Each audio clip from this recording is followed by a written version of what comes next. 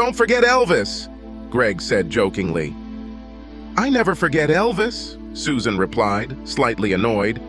I can take it with me throughout the house, but when I go to bed, it's always there. Look after me. She was too old to take him to bed, so she put him in his usual place, facing the bed. The remaining shelves and cabinets were filled with framed photographs and souvenirs, but no other plush toys. In fact, on that wall, Elvis was the only thing that truly belonged to her. Susan had had it since childhood, and she did not want to part with it. When she was 7 and he was falling apart, she made him a white suit. It had a high collar, flared pants, and tiny sequins. She wasn't skilled enough to sew clothes to fit, so she was sewn to his body. And this was better because it kept him intact. Previously, he was Edward, but the day the outfit was ready, he was renamed. Elvis watched them get into bed. The next time we go to the cabin, I'll fix the dock.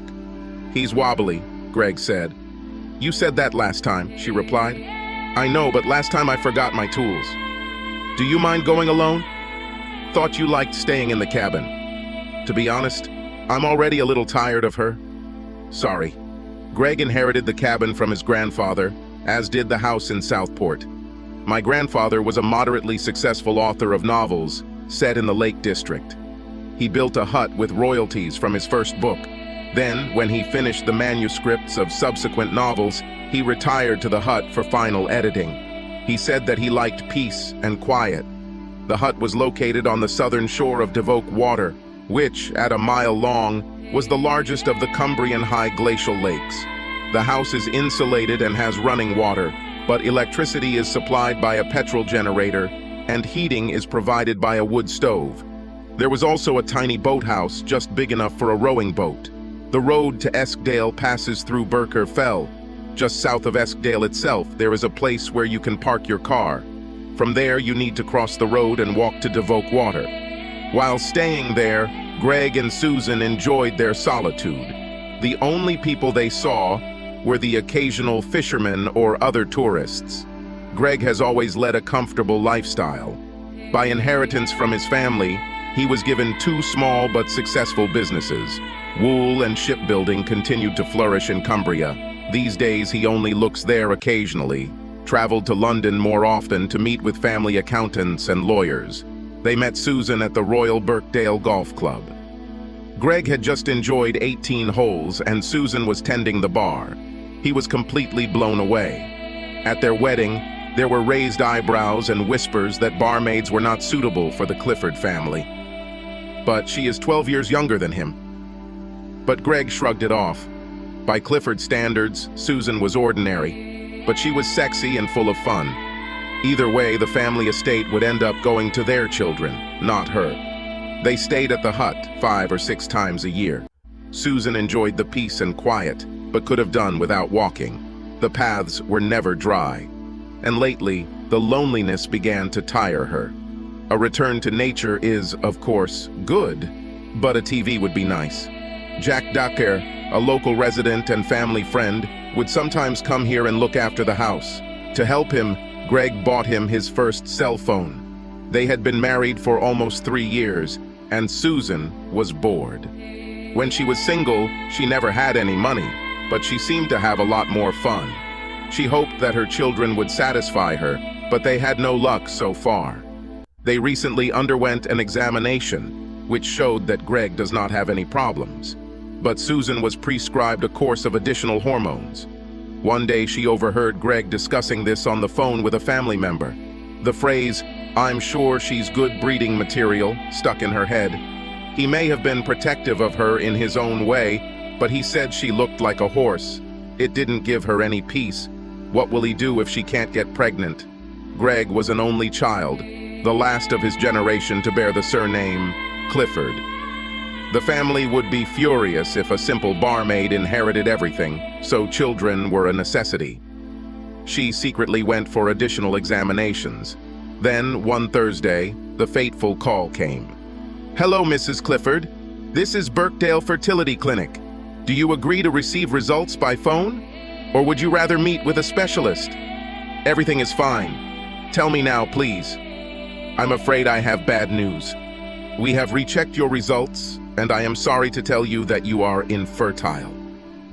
Oh no, is IVF suitable? Sorry, but it won't work. So it's either adoption or nothing. I'm afraid so. Should I send you the results by mail? No thanks. I'll pick them up next time I'm in town. It was a serious blow. While the kids didn't show up, she and Greg discussed various possibilities, and at a time when their problems were about to soon resolve themselves, Greg said he was not interested in adoption. Susan was afraid that he might now divorce her. He introduced her to another world, a world of privilege. But now Susan was not sure that she had ever truly loved him. She wasn't cut out to be one of those ladies who attend dinners. This way of life weighed on her. Yes, she has money, but she doesn't have many friends her age. The only friend she still talked to was Dee. If Susan couldn't ask her for advice from time to time, she would go crazy. Greg is a good person, but Susan has reached a dead end. She did not want to give up the trappings of wealth and at the same time did not really want the husband who came with them. But she will have a bad time with the divorce. She brought nothing to this marriage except hope for children. Susan was sure that adoption would not suit him. It would dilute the family line or something like that. She realized that she married him for his money and security. Not the most pleasant thought, but it's true. And if she cannot produce children to inherit, her position may become untenable. Greg is still young enough to find someone fertile. She married to escape a life of poverty. Now he can return there. The best outcome would be if Greg died soon. Then she can receive her inheritance and enjoy wealth on her own terms. Susie read somewhere that there is a fine line between love and hate. If she doesn't love Greg, then she must learn to hate him. Then it won't be difficult for her to kill him. She needs two things. First of all, more reasons to hate Greg. Secondly, a plan to get rid of it, perhaps with an accomplice. There was a knock on the door. A man in overalls, holding a tray in his hand, said, "Delivery for Mr. Clifford." On a tray that looked more like a shallow plastic box were half a dozen twitching crabs. "Sorry, I need to pick up the box, madam. Could you please bring a bucket of water?" Susan did so, and the guy knocked them over into the water. She noticed that their claws were held together with rubber bands, so that they don't attack each other, he said, as if reading her thoughts. "You can keep the rubber bands. How long will they last in this state?" "A couple of days. Longer if you have a section in the refrigerator with a temperature of 0 degrees. She took the bucket to the kitchen. It's typical of Greg to organize something without consulting her. She had a vague idea that crabs should be steamed, but didn't know where to start. A wave of rebellion flared up within her. Fuck it, they can eat them tomorrow. She hadn't eaten potato casserole with meat for a long time and was going to make it tonight. It's time to eat something she likes. How delicious, Susan," he said. "Did you prepare it?" "Certainly. Did you bring fresh crabs?" "Yes. Where are they?" "I flushed them down the toilet." His face painted a picture. Did he really imagine that she was capable of such a thing? "Kidding. They are in the kitchen in a bucket of water. It will be nice if you steam them. Or you can invite a chef." "Certainly. When we're done, I'll put them in the 0-degree compartment of the refrigerator. By the way, do you know the last part of making potato casserole with meat when you finish it in the oven?" "Yes." "Well, if we ever eat it again, why not try putting a layer of grated cheese on top?" Susan felt herself getting even angrier. Potato casserole might have been a common dish only for someone like him, but she knew how to make it. And she didn't need that damn cheese on top, and it didn't escape her that Greg said, "If we ever eat it again." She grabbed Elvis from the kitchen counter and returned him to her cubbyhole before going to bed. When Greg came to bed, she rejected his advances. This is not the time of the month to make babies. Better save yours. Okay, hatred for him began to form. Well, hostility anyway. But probable candidates for murder accomplices, as far as she knew, were not common in the circles in which they moved. Who is it among those below her on the social scale who can be persuaded, even seduce? "While you're away," she said the next morning, "I'll go into town and fix my laptop." He's acting up again. Go to Netflix. They do their job well there. I'm coming. No, why don't you try? Just go. Susan has already decided to use their services. She thought one of their employees was clumsy. If there is such a thing as a nerd with muscles, this is it. She climbed into her Mercedes SL 500 Roadster. As soon as she was in town, the first thing she did was call Netflix. What can I do for you, Mrs. Clifford? She had always disliked the manager, who was more irritable than polite. Oh, last time I had problems, this young man helped me a lot. I'm sure he will do a good job again. This is Roger, the manager said reluctantly. She joined Roger at his workbench. Before we begin, may I offer you some coffee, Mrs. Clifford? Please call me Susan. Yes, with pleasure. Okay, Susan. Milk and sugar. Just a little milk, please. It was probably instant, and she didn't drink the drink again, but she liked Roger, and the coffee would brighten up the visit. She placed the computer on the workbench. The surface was slightly dirty, so she pulled up another chair to place her purse on. It was Fendi, more expensive than a laptop. Standing, she collided with Roger, forgetting how quickly she could drink a cup of instant tea. She screamed as hot Nescafe poured all over her Coco Chanel t-shirt. She left the house without a bra, and Roger, who already couldn't take his eyes off her breasts, now gawked at them. She pinched her t-shirt and pulled it off. "Crap, I am so sorry," he said. Then he covered his mouth with his hand. "Sorry, idiot!" the manager shouted. Susan regained her composure. "It's okay. It's completely my fault." She turned to Roger. "Could you take me to your bathroom?" Roger led her to the back of the store. "Can I offer you anything?" "Another shirt, please." Susan took hers off and wet it under the tap. Then I used it to wash the sticky coffee stains off my chest. The door opened and Roger appeared. He handed her the shirt and stared at her, topless in the mirror. She turned and met his gaze. "Looks like you reached the finish line again faster than I expected." She was proud of that phrase and smiled when his face turned even redder. He mumbled another "sorry," and, to his credit, looked her in the eyes. Then he retreated, leaving her with a large gray t-shirt with the company logo in her hands. Returning to his workbench, he still looked confused. "Your phone rang while you were changing clothes," he said. Susan looked. It was just Greg, probably checking on her. She ignored him. Would you like some more coffee?" "Do you have a lunch break, Roger?" "Yes, in about half an hour." "What is the manager's name?" "Mr. Browgum." "Mr. Browgum, I need to take my shirt to the dry cleaner. Is it okay if Roger comes with me and we have a coffee at Costa? I'll explain my computer problems to him and then go home. He can call me when it's fixed." "Of course, Mrs. Clifford." As soon as she described the problems, the seduction took off. Dry cleaning isn't the most romantic setting, but it'll do. "Will you work tomorrow, Roger?" "No, I have a day off this Saturday." "Are you doing anything special?" "Not really." "Susan." "Then how about this? I have a couple of errands to run in town, then I'll go home and call your Mr. Browgum. I'll tell him that you were a real gentleman and I want you to fix my laptop." "Great. When you're done, take it home with you. Then, tomorrow, come here and pick up my shirt. Bring her and my laptop into the house and your debt will be paid. He doesn't actually owe her anything. But if he thinks he does, it will make her position stronger." She paid the receptionist and gave Roger the receipt. "No problem." "Fine. My husband is out playing golf before 9, so why don't you jump up after 9:15? "Certainly. My address is in your files, but just in case, I'll give you my mobile number. When you arrive, we can test your laptop on site." At Costa's dry cleaners, Susan leaned back and pulled on her t-shirt, studying the logo upside down. Her nipples stood on end. "Netflix," she drawled. "Do you like working there?" "So far, so good, but I'm taller than them." "In what sense?"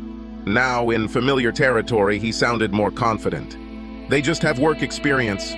I'm saving money to start my own business. Same as Netflix, but at a higher level. And I will make things, not just repair them." Roger was describing one of his gadgets when something he said caught her attention. Now I call it just a gizmo, and it looks kind of rough. And what is she doing? You enter the room, press a button, and direct the device in a circle. It beeps and lights up red if there is anything electrical. And the beep gets faster the closer you get to it. You will be able to determine if there are bugs there. You know, spy bugs, not insects. I think I saw something similar in the film. Yes, but mine is better. It even beeps if the device is turned off. But instead, you get a yellow light. Listen, could you bring it tomorrow? Show me your thing and maybe I'll show you mine. Fine. Either he didn't get the hint or his blush was now under control. She looked down at her breasts. Well, now you've seen them. So what do you think? He blushed again. She wondered how far she could take him. What could he be willing to do for more? Or for money to start your own business? You are very beautiful, he purred. Thank you. Although I'm sure that such a handsome young man like you has prettier girls. I don't have a girlfriend. But you must have seen enough breasts. No, not as beautiful as yours. How nice. Do a good job on my laptop and I might show them to you again. At the fertility clinic, Susan introduced herself at the reception desk. Oh, you came to fix our computer?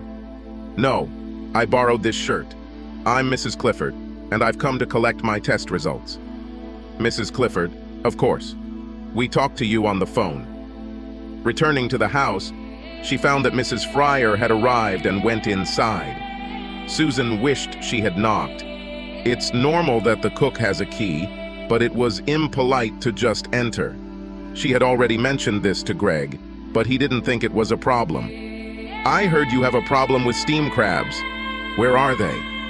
Here, Susan answered, opening the refrigerator. Oh my God, not a very good start. You should have kept them in a bucket of water. In fact, she did a great job and soon Susan was admiring the delicious-looking crab salad. Looks good. Greg will be home any minute. I'll wait for him. No, he won't like it. He's having lunch at the golf club and asked me to put the salads in the fridge for the evening. Said you might have to make do with the last casserole. Luckily, Mrs. Fryer left before Susan could answer. She was furious. Have to. Arrogant bastard. So he's calling the cook about his dinner plans, not me, she muttered out loud. And organized today's food. She ate the rest of the cold potato casserole. Then Dee called and poured her heart out to her, but without mentioning the murder. Finally, I called Roger. What are you doing this evening? Do you mind if an elderly woman joins you? No, you should drop by tomorrow. She was still furious when Greg walked in. How dare you tell Mrs. Fryer about our eating routine and not tell me? What? I was just trying to help. I called you on your mobile, but you didn't answer. Susan ignored it. I felt like such an idiot expecting you to come and have lunch with me. And this stupid woman who knew that you were in the club simply mocked me. I'm sure that's not true. You weren't here. You're never here. This is unfair. She went upstairs, leaving Greg sitting and looking at his salad. When I returned, he was still there. Where are you going? Walking with a friend. And you're dressed like that? Susan looked at herself. Okay, this skirt is the shortest and the heels are the highest. And the lilac blouse is quite transparent, emphasizing the absence of a bra. What's wrong with the way I'm dressed? These are just clothes. I have worn them before. She didn't wear it without me. So now you have to inspect my clothes before letting me go outside? Would you like me to lift my skirt so you can check if I'm wearing panties? Maybe I'm naked here. Don't be so rude. And there is no need to be dramatic. You can wear what you like. It was just a remark. He stared at her chest. Not the first man to do this today. It's cold outside, Susan. You'll freeze. I have a coat. Where are you going? Why should I tell you? You don't tell me where you are all day. Very good. With whom? With Dee. A car horn sounded outside. This is my taxi. Is there something wrong with your car? No, but we'll probably have a little drink. but I've never played billiards before." "It's okay," said Roger. "I'll teach you." "Why is it so quiet here? The main bar is full of people. There's a snooker league team in this pub, but it's all mixed up. They usually play midweek, but today they have an away match." "Ah." Greg threw the last salad in the trash. He told Mrs. Fryer countless times that he didn't like tomatoes, but she never remembered. Or perhaps she remembered, but just didn't agree.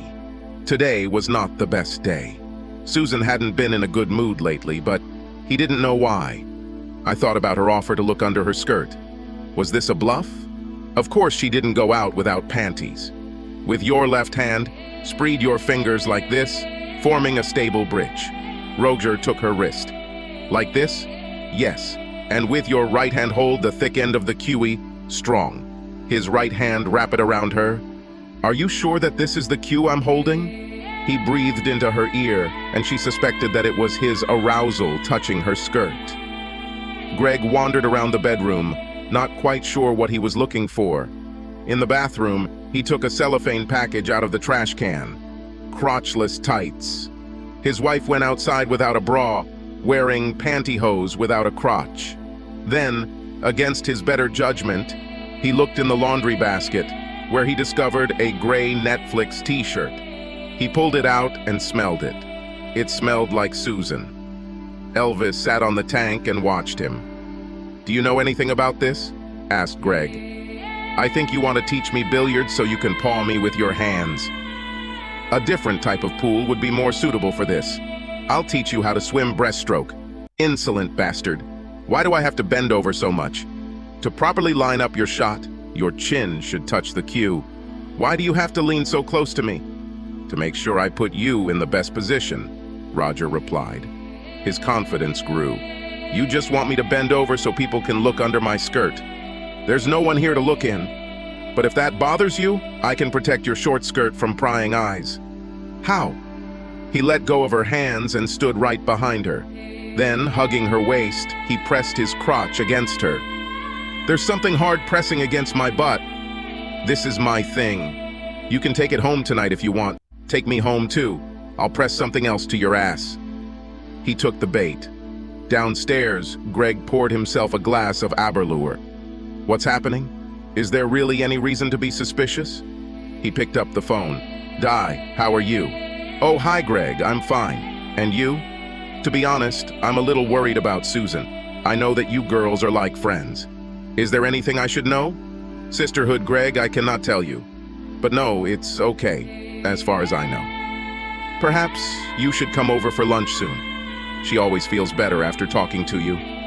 With pleasure, they said goodbye. So Dee is home, but Susan is not with her. Otherwise, she would know about it.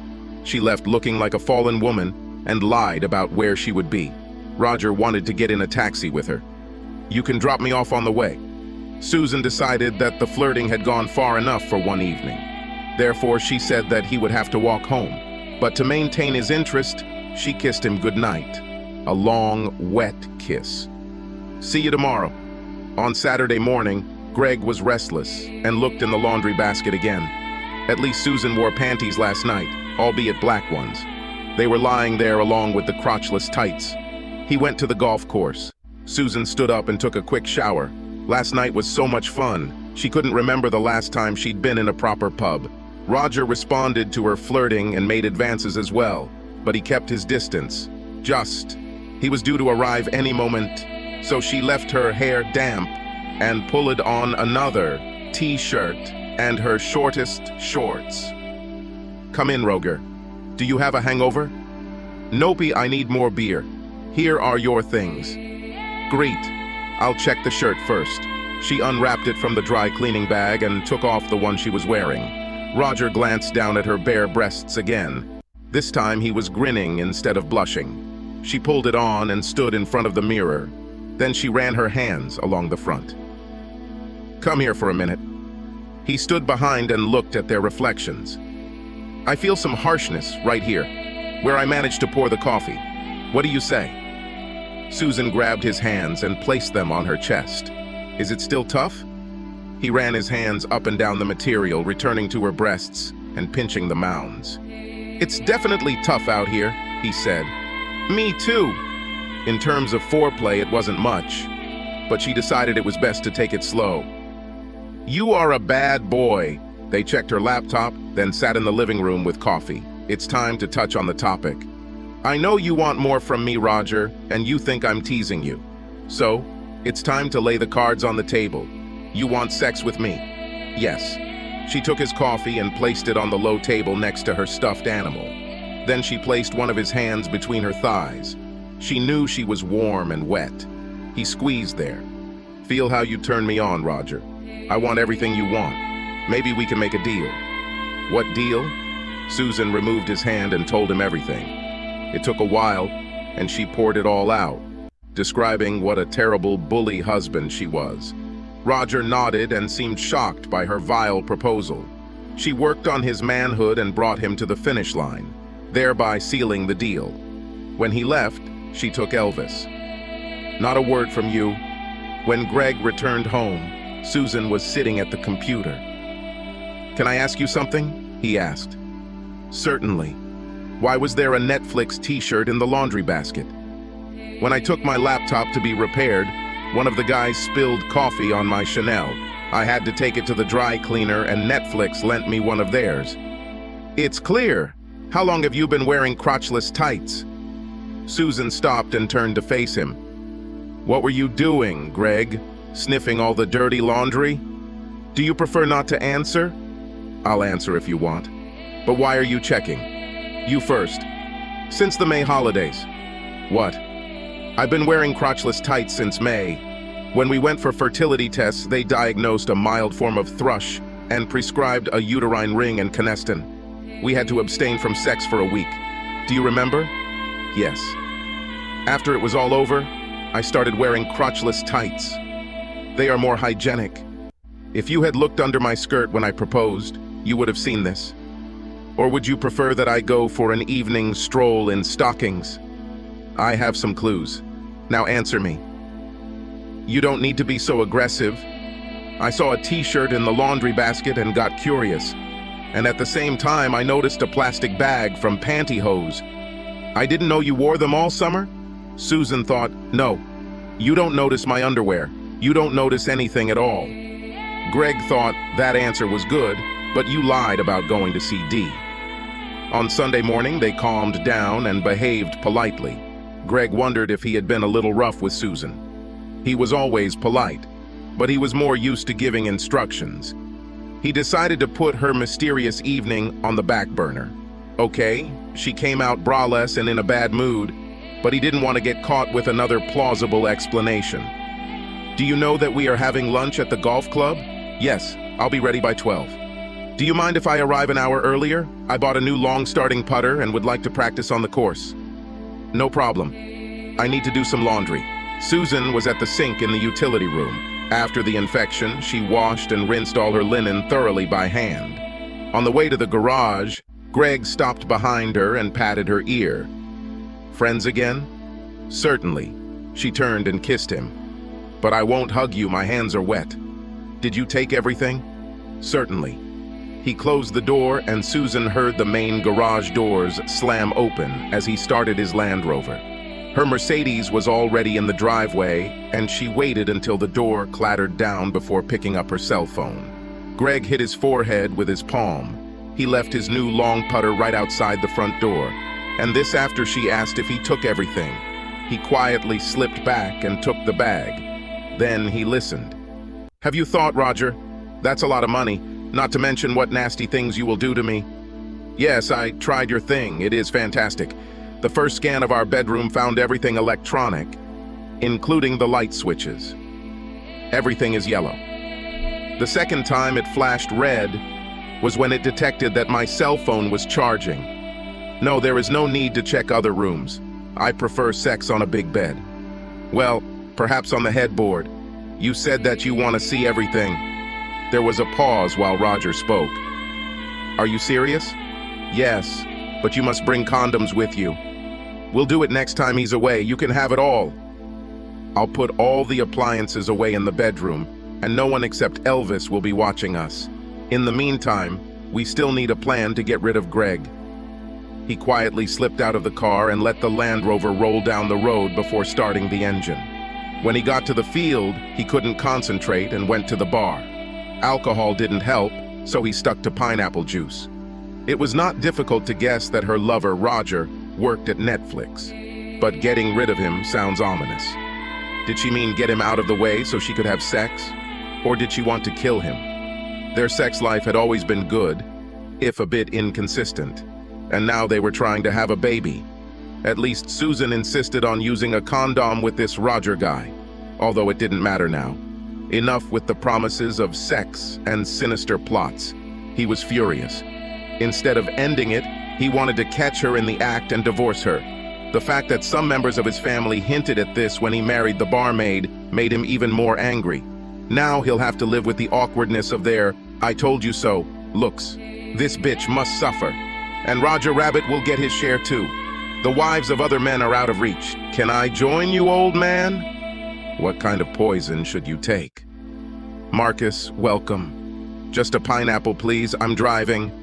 Marcus returned with the drinks. I drink brandy myself. Of course, Greg replied. All doctors are alcoholics. That's true, he admitted. And all the nurses are smokers. Are you without your better half today? She will come soon. You should join us for lunch. But first I'd like to clear my head. Ha! If given the chance, I wouldn't choose these. When God gave out brains, I think he confused brains with drains, sewers. No thanks, they stink, I said. Marcus had already told this joke, but he still burst out laughing. When the laughter died down, Greg made his statement. You're aware of all this nonsense about IT, aren't you? Susan, I'm going to London on Tuesday, Greg said, and I'll stay the night. Fine. I'll invite Dee. Good idea. It's Tuesday. I have already checked into the hotel room. I'll have an early night. I'm meeting with the lawyers tomorrow morning. Okay, said Susan. It's only going to be one night, so you better have some fun tonight. Entertainment? I thought you were inviting Dee? Oh yeah, she'll be here soon. Greg sipped his single malt cocktail and wondered what she was really doing. Probably already lying on their bed, having sex. Checking their bedroom for recording devices was tricky, but he liked the idea of photographing her. Not that it would excite him, but rather as a safety net in case plan A didn't work out. Susan checked her caller ID as soon as they hung up. Yes, the call was from the Lancaster Gate Hotel. She called them. Tomorrow I have a meeting with Mr. Clifford from Southport. Please, can you confirm that it arrived safely? Yes, he registered. Can I connect you with him? No need, I'll meet him in the morning. She then called Dee to clear up their stories. Roger was due to arrive soon. Susan went into the bedroom and turned on the appliance. She found all the usual things, but nothing unusual. She checked the curtains were closed, then went to the bathroom and put on lipstick. I studied myself in the mirror, irresistible. He's infatuated and her makeup will soon be ruined. But it's better to show yourself in all your glory. With Greg dead, she'll slowly undo everything. Or, if he's a good lover, maybe he'll keep it to himself. What did the Americans call it? Sex buddy. But she was going to enjoy today, whether Roger followed through with her plan or not. Soon, they were in her bedroom. Susan stood in front of him, wearing only a thong, which he would gladly remove himself. Here are my girls again, she said, and they like the way you love. Roger was very happy to oblige. He undressed while playing with them and casually tossed a pack of condoms onto the bed. I hope you brought a lot. We have plenty of time. When he undressed, she sat on the bed and began to please his manhood. A minute, and he was hard as a rock. Very good, she said, leaning back to admire it. Look here, I learned this trick when I worked as a bartender. She opened the condom and put it in her mouth. Then, with her lips, she pulled it onto him. Aren't you afraid that you might hurt him? He asked. No, lots of practice. Are you doing this for your husband? It's not good to mention him. Susan, of course, didn't do this for her husband. It was assumed that they were trying to have a baby, and now that she knew she was infertile, there was no need to use it with anyone. But there was no reason to discuss this with Roger either, and if she's trying so hard to keep everything a secret, it would be stupid to catch a sexually transmitted infection at the last moment. Fuck me now. I'm all burning with desire. Just have fun the first time. When you are ready again, you can satisfy me too. He didn't need to be told twice. Susan loved the way he held her face in his hands and kissed her. It was strangely romantic. Despite her instructions, he was gentle and took his time. She hugged him and pulled him towards her. He picked up speed, and soon the smell of his sweat was overcome by the smell of his own deodorant. She liked it. Her legs wrapped around his waist without any conscious effort on her part. She grabbed his thighs fiercely and reached for his buttocks. Roger also crawled under her buttocks and inserted a finger into her ass. Then he began to fuck her harder, feeling the sperm rising from his balls. Lifting his face away from hers and leaning back, he reached the finish line and grunted. Susan was surprised to find that she too had climaxed, and with Greg, it took much longer. She wondered for a moment whether it was because of Roger himself or because of the depravity of someone else. She closed her eyes tightly and moaned loudly. It was great! She was delighted. What a stallion! Netflix is proud that the client is always satisfied. Susan smiled at him as they both came down from their high. This was a completely different Roger now, confident, and even joked. Perhaps he is someone worth protecting. Go to the bathroom and get rid of the condom. Make sure it's washed off. Then come and hug me. He returned and looked at the shelf on the wall. I have already seen this plush toy. She looks like Elvis. This is him. Roger climbed onto the bed and they snuggled close to each other. I'm very slutty, she explained. Me too. I want to try everything. I have the impression that you might like what I have to offer. God, yes. Susan raised herself up on one elbow. But you know that I need your help in killing my husband. And when he's gone, I'll be rich enough to start your own business. Yes, you did. Consider me interested. Well, you said you might agree, but you're worried about the risk, so I'll tell you my plan. If you reject him, there will be no more sex. Just go away. But if you agree, you can stay all night and get enough money to get started. Fine. First of all, can you get some Rohypnol or something like that? No problem. Great. This is the plan. We have a cottage in the Lake District, near Devoke Water. The flight to Liverpool, Southport's nearest airport, landed late on Wednesday afternoon. It was short, but restless. The wind ruffled Greg's coat as he walked to the car. His mobile phone rang. It was Jack Dacre. There was a strong storm here last night. He tore off your moorings. He was pinned to the shore, and I tied him to one of your mooring posts. Oh, thank you, Jack. Do you think it can be fixed? Certainly, but you'll need to replace one mooring post. What's left of it is rotten, and a dozen meters of strong rope wouldn't hurt. Fine. I'll come when the weather improves. Is everything else still worth it? Yes. The cabin is fine, as is your little boathouse. There are a lot of logs under the tarp, and I put a few more stones along the edge to keep the wind from getting inside. Before leaving, Greg called Dee. Yes, she was at his house last night, keeping Susan company. No, she was not driving, but arrived home by taxi around 11. Everything was very believable until she overacted. And last Friday, when you called me, worried about her? Yes. Well, I forgot to mention. But that evening, she was also with me. I didn't say anything at the time because you invited me to dinner and I love Mrs. Fryer's cooking. You haven't lived up to expectations yet. Sorry, Dee, I'll do it soon. So the night he left, Susan went to Dee's. But Greg knew if she was there, why didn't Dee say so then? And why did I mention this now? Unless she was asked to do so. I'm home, Susan. Do you miss me? He always called her by name. Never. Neither baby, nor beloved, nor sweetheart. Now this was also starting to irritate her, and he was late. I missed you, but while you're away, Elvis always looks after me. They hugged. Well, thank him for me. But now his duties are completed. Necessarily. What do I feel? Mrs. Fryer left a Lancashire roast in the oven. It will be ready in about 20 minutes. They ate at the dinner table. Susan would have preferred a tray in front of the TV. She wrinkled her nose as Greg sliced a wedge of Lancashire cheese. What is this obsession with eating cheese with everything? The hot pot was just stewed lamb with sliced potatoes on top. Nothing more than a cottage cheese pie. Who would eat cheese with this? I need to go to the hut. Jack said we almost lost our mooring. Can it be repaired?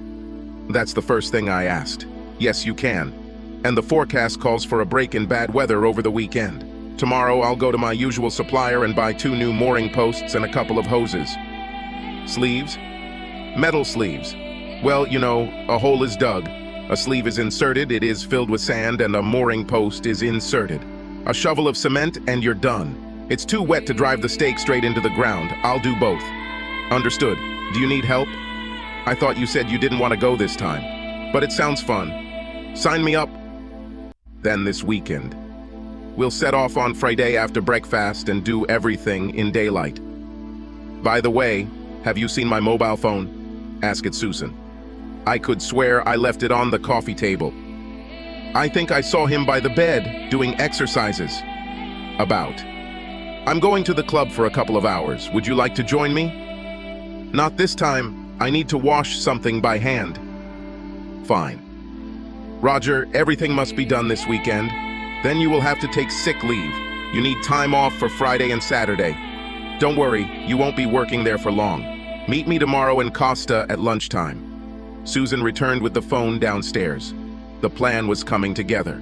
On Thursday after work, Roger picked up the rental car. He would love it if his friends saw him driving around in a Toyota Land Cruiser, but he had to keep it a secret. It's a shame he had to pick her up on Saturday night. But if Susan helps with the money, he might soon be able to afford his own car. Early on Friday morning, Roger drove onto the M6 highway. After leaving the highway, the GPS led him to a small parking lot from which he could drive up to the barn. He didn't need to go off-road, but such a car would look less noticeable in these places. He took off his shoes and put on his new hiking boots. Susan bought them for him, and they were the most expensive pair he had ever owned. They were comfortable, but he still put on an extra pair of socks. Then, in full wet weather gear and with a backpack, he set off for Devote Water. By the time he reached the hut, he was starving. The hut is nestled on the shore in a small bay between 2 bays. Being the only building on the south side, it was hard to miss, but the view of the pier was still calming. He looked around. There was not a single tree visible around the lake, but, oddly enough, to the left of it, there was a small island covered with trees. He wondered why they grew in the center and nowhere else. To his right, on the far bank, stood an old stone boathouse, looking abandoned and eerie. He made himself as comfortable as possible behind a rock ledge. It wasn't raining, but the grass was still wet. In fact, she was wet underfoot the entire hike. It was almost time for lunch, and Roger opened the flask of soup and sat down. Okay, he could endure it for a few hours. Tonight he will sleep in a warm cabin with the beautiful Suzanne. He had barely started his first sandwich when he heard them approach. God, he was only an hour ahead of them. They crossed the last small beck, both with backpacks larger than his. They were carrying materials to repair the pier. These sleeves are heavier than I thought, Greg said. It's good that you went too. Will we do everything now or in the morning? I forgot. First, let's do our usual procedure in the hut, and then we'll do it today, while there's still daylight. Susan didn't like routine, but this one made sense. She entered the house and Greg started the generator. Then he spent a long time lighting the wood-burning stove, using the driest logs from the stack by the stone fireplace. Susan walked around the house and opened all the windows to allow air exchange and opened all the vents. Then she opened a bottle of red wine and poured it into a decanter. It was one of the bottles Greg had brought here on their last visit. Then she went back, closed the windows and vents, and the hut warmed up. She took out their special glasses. Those were released after the release of the Lord of the Rings movie. On her glass was a picture of Legolas, her beloved. On his, of course, Aragorn. When will we drink wine? She asked. As soon as we finish the pier. She looked at the Rohypnol tablet, but decided to put it in his glass at the last moment. Then she went and made the bed. 3 hours later, the pillars were in place. It's too cold to watch the sunset outside. Let's get into the warmth. In the morning, we will christen the pier and go on a boat ride for an hour. They sat comfortably on the old sofa. I'll go pour some wine, Susan said, and went to the kitchen, returning with glasses. Let's have a drink with toast, Greg suggested. Get up. They stood in front of the fireplace. To the next Clifford, he announced. I have a feeling he or she might be conceived tonight. Susan smiled and they clinked their glasses. I have an idea, Greg said excitedly. Take a pen. She went to the old sideboard and found one. Greg hurried to the kitchen and returned with a cork and a bottle of wine. They sat back down on the couch and Greg wrote 10/17/2014 on the cork, then GC, and handed it to Susan. Now put a plus sign under my initials and add yours. This will be a reminder of this visit to our house. Our last visit, she thought. It was still light when Roger saw the signal. He knew which window was the bedroom. The curtains were closed, the lights turned on and off 3 times. He stood up and headed towards the hut. Around 6 in the evening, the small rowing boat reached the middle of the lake. There the oars were raised and the boat rocked alarmingly when something heavy splashed into the icy water of Devoke, always cold at any time of the year. Something heavy slowly sank to the bottom of the lake to a depth of 14 meters. The only witnesses were a few large brown trout, but they weren't interested, at least for now. At 9:05 on Sunday morning, the telephone rang in a house in Southport. Hello? Hello? Is this the Southport Hire Service? May I speak to Mrs. Clifford? Sorry, she's not here. Oh, don't you know when she'll be back? No idea.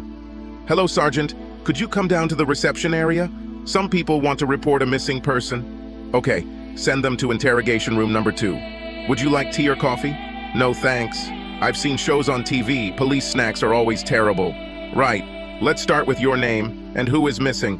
My name is Greg Clifford. I live in 8 Blackpool Road, Southport. My wife Susan is missing. When was the last time you saw her? On Friday the 17th. I left early to go to our house in the lakes and she stayed at home. Detective Sergeant Fleming later studied his notes. Let me just retell the events in chronological order. I understand that on Thursday, the 9th, your wife said that she would visit her friend Dee Watson the following evening. But on Friday night, she announced that she is, in fact, dating a younger lover, and you'll have to learn to live with it. She then left dressed like a fallen woman. To use your own phrase, can you tell me what she was wearing? A transparent blouse without a bra and a short skirt. She had no panties under her skirt, just crotchless pantyhose. Are you sure? Yes. She lifted her skirt and showed it to me, and she said that before she got home, Roger would have it. And what was your reaction to this? I didn't want to lose her. I decided to think about it and see if it would get out of her system. I thought this might be the last fling before we have kids. You then went to London on the night of the 14th. Yes. Before leaving, I told Susan that she had until the weekend to end her affair or get a divorce. On Thursday, I asked if she wanted to go to the cabin with me the next day. She loves the privacy of Devoke water, and I thought a trip might fix that. She said she'll think about it. But you didn't go? No. You say that you went to the lake alone and repaired the pier. Right. But they didn't stay for the weekend, but returned that same evening. Why? I thought she might take advantage of my absence to have sex with this Roger, but then he became worried that she might run away with him and thought that they might steal things or empty bank accounts. And you say that everything was in order in the house, but your wife was not there? Why didn't they immediately report her missing? Because he gave her until the end of the weekend. She didn't seem to take anything of value, so I kept my word. Yesterday, Sunday, was her last chance to return if she had gone somewhere for the last dirty weekend. And the phone call on Sunday? A car rental company wanted to talk to her. Now that I think about it, it's really strange. Her Mercedes is in the garage, so I can't imagine why she needed to take another car. Sorry, Mr. Clifford, but we need to check your house. Can we go there right now? Sure, no problem. Like I said, I've seen every TV show, so I understand that I, the person of interest, am the last person to see her. Alive, he thought. Thanks for understanding. I'll go and find a female colleague. Could you go into the bedroom for a moment, Mr. Clifford? Called Constable Gorton. How can I help? Sergeant Fleming mentioned a lilac blouse, but I don't see it. I checked your utility room. There are no clothes there, neither washed nor soiled, nor in the laundry basket. God, I didn't even think about it. Greg spent time going through his clothing drawers and wardrobe. Then he sat down on the bed, resting his head in his hands. This will sound strange, but usually I don't pay much attention to what my wife wears. Sorry. Do not need to apologize. Most men don't. Sergeant Fleming joined them. She wore the same outfit she was wearing when she had sex with him. Lilac blouse and short skirt. And when she lifted her skirt, I remembered something else she said. Continue. She said, I have 18 pairs of panties, Greg, but I don't wear any with Roger. I just checked. All 18 are here. The only thing missing is her crotchless tights. But strangely enough, her hiking gear and boots were also missing. Quite a comprehensive description, Sergeant, she said. And one more thing, Greg said, pulling out a Netflix t-shirt from another drawer. Roger probably works around here somewhere. Before leaving, the police took down the location of the shack in detail, and Greg gave them the key. He himself sat in the living room and recalled recent events. Despite Susan's precautions with the thing, Greg's idea paid off. He placed Elvis in the bathroom, and after she looked through the bedroom, he returned him to his place. Thus, Greg witnessed sex. Susan's condom trick was the most impressive, but his trick of slipping a camera and tape recorder into Elvis was inspiring. He heard all the details of the murder plan. From that moment on, everything was simple. The clink of glasses, running to the kitchen for a traffic jam, draining the undrinked wine into the sink and pouring yourself a new one, sprinkling your Rohypnol while Susan signs the plug. As soon as she lost consciousness, he stripped her naked and laid her on the bed with her ass up. Then he poured more wine with 2 pills and placed it on the coffee table, next to the note. First drink it all, Roger, and then take off all your clothes. Warm up your hands in front of the fireplace and come on. Fuck me good. Greg signaled from the bedroom and then waited in the kitchen. Roger drank some wine, which only began to take effect when he was finally a bull to take off his boots. He dowsed off by the fireplace, trying to remove his trousers from the wet weather. Greg then dressed the lovers in camping gear and carried them into the boat. It was already dark when they set off on their journey across the lake. Despite the icy water, swimming back into the water was exciting. Next, dry clothes, thoroughly washed glasses, a locked hut, and return home. He could guess what would happen next. A rental car in the name of Susan is parked by the lake. The boat should drift back to the shore, towards the exit of the lake. Recent activities and slutty clothing will be revealed in the hut. Either the police will drag them to the lake, or Susan and Roger will float to the surface of their own free will. Of course, suspicions will arise. Why did the lovers go there so soon after him? Argument? Suicide pact? Anyway, job done. It remains to take care of the last detail. Greg went into the bedroom and took the teddy bear. In the backyard, there was a metal barrel for burning garbage. He checked to see if there was dry paper and leaves in it, and placed a can of gasoline next to it. He reached under his high collar and picked up a piece of fur. Thanks again, Marcus. He took out a small recording device. After all, he won't need a camera. No divorce needed. He turned it and looked into the beer's ease. Who will notice the absence of one eye, especially with a tiny camera replacing it? She brought you from the bathroom. Your job was to keep an eye on her. Greg Loft threw it into a barrel and doused it with gasoline, then threw a lit match. When the flames died down, he returned to the house. He sat down on the sofa with a large glass of Aberlour and said out loud, "Elvis has left the building." Subscribe to our channel so that your second chaff doesn't cheat on you, and go ahead and listen to the next story, because this story is nothing compared to the next one. If you're under 18, don't even think about listening to the next one.